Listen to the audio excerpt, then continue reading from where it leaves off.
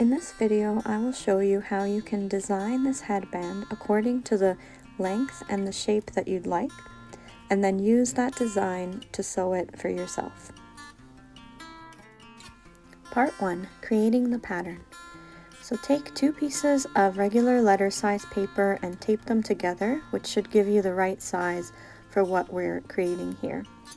So the first line you're going to draw a couple of inches down the page is a line that is 8 inches long, and label this point A and point B. So the rest of the lines we're going to connect from here. So from point A, draw 1.5 inches down and call that point C. And these are just the measurements I'm writing in there. And then from point C, go another 1.5 inches across, and that will be point D. The next line we draw is going to be the length of your headband. So mine I'm measuring at 12 inches, but if you'd like yours to be longer or shorter, you can adjust that measurement to whatever you'd like. And we'll call that point E. This side we drew is going to go along the fold of the fabric. Now we're going to connect point D to point E using more of a curved line like I'm doing here.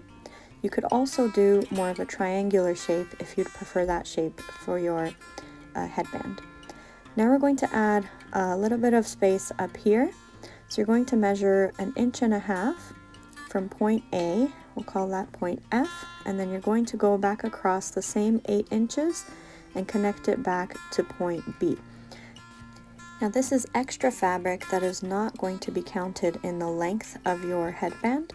It's just going to be folded under to give it a finished look. Now the next thing we're measuring out is the casing that we're going to put the elastic through.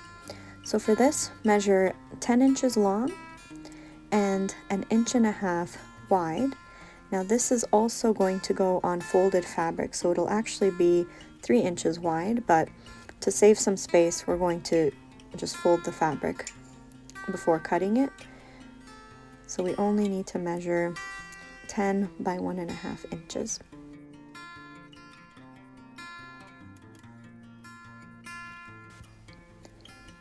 And then I'll indicate here where the fold is going to be so that we know how to line it up with our fabric when we're using it to cut it out.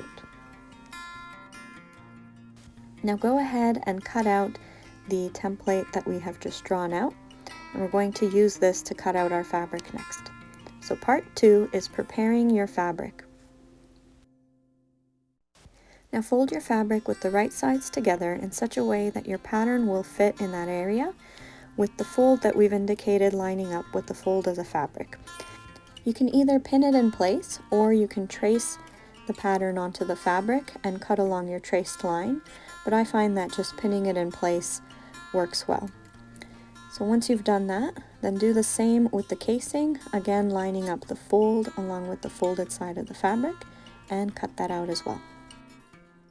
Now with your fabric placed right side down, we're going to fold and iron about 1/8 of an inch of a flap on either side, and then we'll do the same with the casing as well. This will just make it easier to sew later on. And then also with the casing, you're going to fold it with the right sides together and iron it a little bit, and then cut out your elastic, which should be 6 inches long.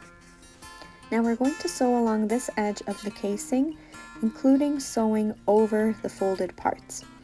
So I'm running this through a machine, but if you're sewing by hand, you can use a backstitch, which I have shown in my previous video. So once that is sewn, we're going to turn it right side out, which you can do with the help of a safety pin.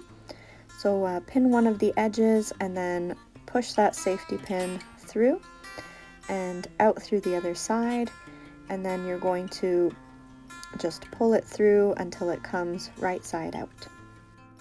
Then using the same method, we'll put the elastic through this casing. So again, attach it to the safety pin and push that elastic through, and then we're going to pin it on either end. So just make sure the elastic doesn't get stuck inside the tube. So hold on to one end and then put the pin through, and then do the same on the other side. If you don't have pins, you can use safety pins for this as well. And now sew these 2 ends so that the elastic and the end of the casing are sewn together, and this you want to sew really tight so that any amount of pressure doesn't rip it. So if you're sewing by hand, do it using a backstitch and maybe go over the same part a couple of times just to give it some extra strength. Now take your main piece of fabric and fold down that extra 1.5 inches that we had drawn, and we're going to sew just this little bit along the bottom here. So I'm folding just the same on the other side as well, and we're going to sew this little area. So this is what it looks like when it's sewn, and then we're going to turn it right side out. This is going to be where we attach the casing for the elastic to the main piece of the headband. Take one end of the casing, and if you need to fold some fabric under, you can do that so that you can insert it into the main piece just enough to hide the elastic and the seam on the casing. And then do the same on the other side and pin these in place. Now before we go ahead and sew this, it's a good idea to try it on and to make sure that the tightness of the elastic works for you. So if it's too tight, you can pull the casing out of the main piece a little bit, and if it's not tight enough, you can insert it further in to make it tighter. And then go ahead and sew it the same way you did the sides of the casing. And now we're going to work on finishing the edges. So what you can do is you can fold this flap down and just sew along here, which is a simple way to do it, but I'll show you a little bit of a more finished look. So fold it about 1/8 inch and then another 1/8 inch, so you have a double fold, and pin it in place. And this will just give it a little bit of a nicer look and a nicer finish. So once you get to the edge here, it's going to be a little bit of an incline, getting wider toward the edge. And so once all of that's pinned, you're going to sew along here, and this is what it looks like once it is sewn. So if you had sewn it just that first way, you just have one seam going straight across there. To finish the rest of the edge, it's easiest if we iron it first. So you're going to fold it just a tiny bit and iron it flat down, and do that same thing all the way around the remaining edge of the headband. So once you reach the edge here, then you're ready to sew. If you're sewing by hand, I'll show you 2 different ways you can do this. The first is a running stitch, which I've shown in my last video, so you can go back and watch that. And this is what that will look like. The second way is, I believe it's called an overcast stitch, and this is how that one's done. This is a little bit quick, but you can look up how to do it if you prefer this method. And if you're using a machine, you just use your basic stitch going all the way around, stitching as close to the edge as possible so you don't lose any extra fabric there.